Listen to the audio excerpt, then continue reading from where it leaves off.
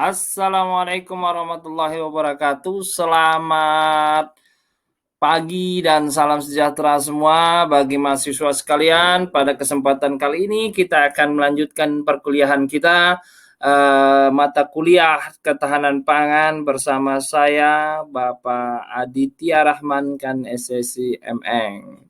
Mahasiswa sekalian, pada kali ini kita akan melihat dan membicarakan topik tentang pemanfaatan pangan. Oke, kita lanjut. Definisi pemanfaatan pangan yaitu pangan aman bergizi untuk memenuhi kebutuhan asupan gizi sehari-hari, ketersediaan dan akses makanan saja tidak cukup. Setiap orang harus terjamin untuk mendapatkan makanan yang aman dan bergizi. Makanan yang dikonsumsi harus cukup energi untuk memungkinkan konsumen melakukan aktivitas fisik dan rutin. What food submit. Nih, jadi inilah definisinya. Kemudian kita lihat yaitu pengetahuan dan teknologi pengolahan pangan. Teknologi pengolahan pangan adalah suatu teknologi yang menerapkan ilmu pengetahuan khususnya dalam mengolah bahan pangan guna memperoleh manfaat seoptimal mungkin dan sekaligus dapat meningkatkan nilai tambah dari bahan pangan. Pengetahuan dan teknologi pangan mempelajari sifat fisik, kimia, dan mikrobiologi dari bahan pangan serta bagaimana proses untuk mengolah bahan pangan tersebut sehingga layak dan aman dikonsumsi. Jadi bukan hanya bergizi, tapi proses pengolahannya juga harus diperhatikan. Kenapa? Karena ini mau dikonsumsi oleh masyarakat, baik pribadi maupun masyarakat umum. Adanya ilmu pengetahuan dan teknologi pangan sangat mempengaruhi bagaimana suatu kelompok masyarakat mampu memanfaatkan bahan pangan untuk diolah guna memenuhi kebutuhan pangan. Contoh masyarakat yang berpendapatan rendah memiliki kemampuan untuk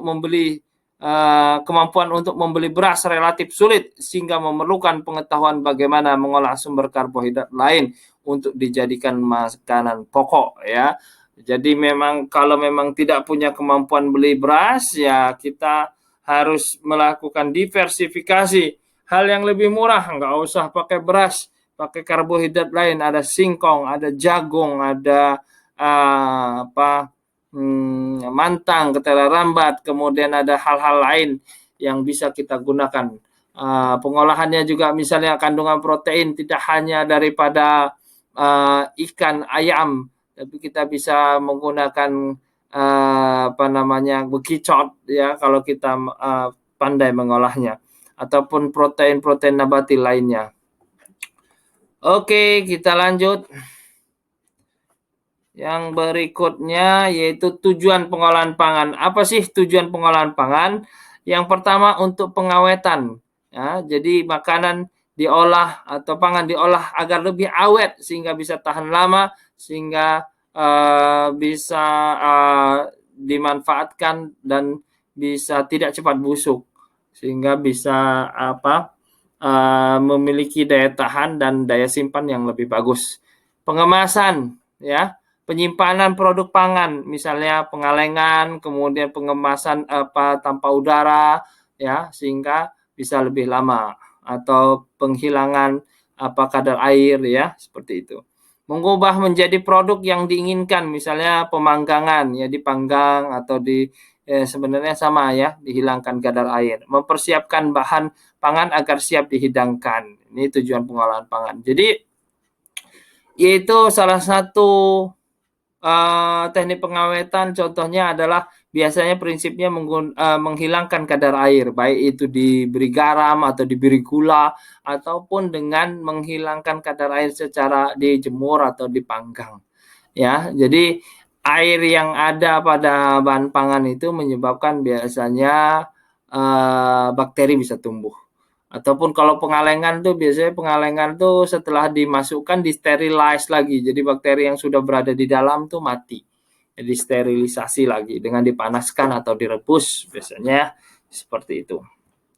Selanjutnya keragaman konsumsi pangan ya. Dari sisi kualitas Ya, dari sisi kualitas saya ulangi, yaitu konsumsi pangan penduduk Indonesia rata-rata masih rendah, kurang beragam, ya, masih didominasi pangan sumber karbohidrat terutama dari padi-padian. Nah, ini jadi memang itulah kita ini ya, karena nenek moyang kita bikinnya makannya padi, maka kita ngikut makannya beras, ya. Sehingga ini beras ini sebenarnya kurang sehat, tapi menjadi sudah polanya kalau belum makan nasi katanya belum kenyang. Padahal ada jagung, ada singkong, ada ketela rambat, ada hal-hal lain yang mengandung karbohidrat, ada kentang yang bisa sebenarnya kita konsumsi ya, ada sagu ya seperti itu.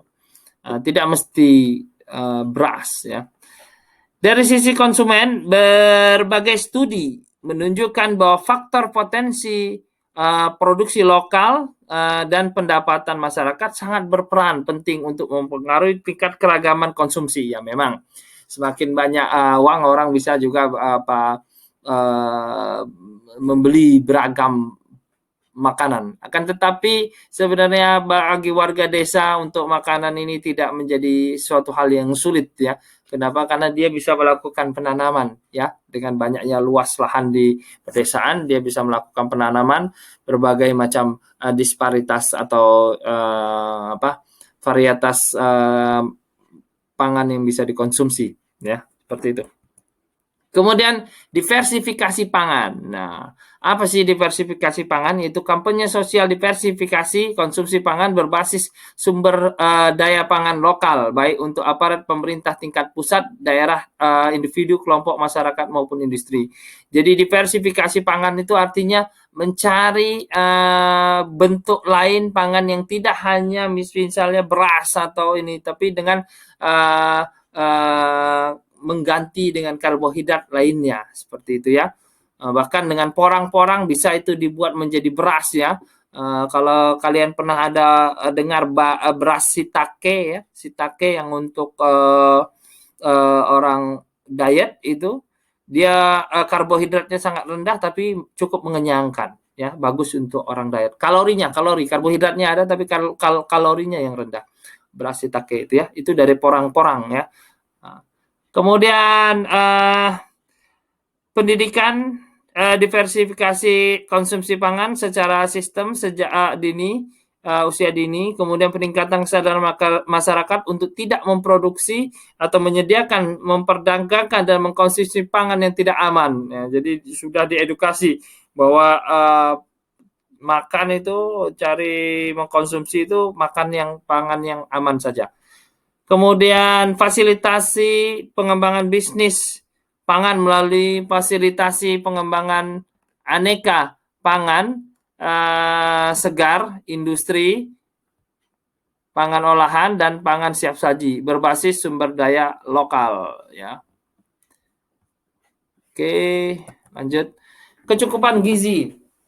Kecukupan gizi adalah asupan rata-rata gizi harian untuk memenuhi kebutuhan nutrisi bagi hampir semua atau 97,5% orang sehat dalam kelompok umur jenis kelamin dan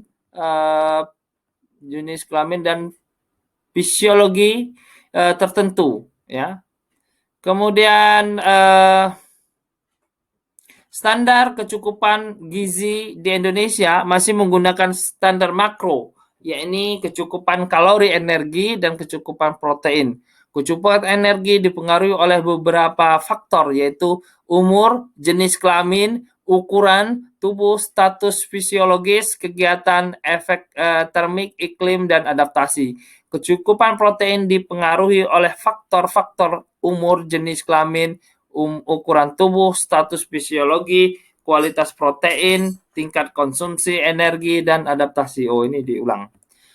Oke, angka kecukupan gizi ya, angka kecukupan gizi atau AKG yang dianjurkan didasarkan pada patokan berat badan untuk masing-masing kelompok umur, gender, dan aktivitas fisik. Jika kelompok penduduk yang dihadapi mempunyai rata-rata berat badan yang berbeda dengan patokan, maka perlu dilakukan penyesuaian. Bila berat badan kelompok penduduk tersebut dinilai terlalu kurus, maka AKG dihitung berdasarkan berat badan idealnya. AKG yang dianjurkan tidak dipergunakan. AKG yang dianjurkan tidak dipergunakan untuk perorangan atau individu, namun lebih menggambarkan kelompok masyarakat atau penduduk. Ya, ini ya. Jadi AKG dan kecukupan gizi. Untuk mahasiswa sekalian, berikutnya adalah tugas kalian, yaitu menginventarisir jenis pangan lokal yang terdapat di masing-masing daripada wilayah kalian, tempat kalian tinggal. Minimal kalian mengidentifikasi 5 atau tiga pangan lokal yang selain daripada beras, ya, baik apapun, baik pangan berupa protein ataupun karbohidrat, ya, yang menjadi hak kekhasan lokal di daerah kalian. Kemudian setelah itu bagaimana cara pengolahannya? Pengolahan itu menjadi pangan lokal itu harus kalian deskripsikan. Kemudian yang berikutnya, bagaimana cara mensosialisasikan pangan lokal yang di tempat kalian berada tersebut, ya. Jadi tolong buat suatu deskripsi, yaitu cari 3 pangan kekhasan lokal yang berada di daerah kalian, ya, tempat tinggal kalian. Yang kedua, bagaimana cara pengolahannya. Kemudian yang ketiga, bagaimana cara mensosialisasikan pangan lokal tersebut, ya. Tolong deskripsikan juga pangan lokal tersebut itu kandungannya apa saja, seperti itu, ya. Mungkin itu saya ucapkan terima kasih sebagai tugas untuk mata kuliah pada pertemuan kali ini. Sampai jumpa di pertemuan berikutnya. Assalamualaikum warahmatullahi wabarakatuh. Selamat siang.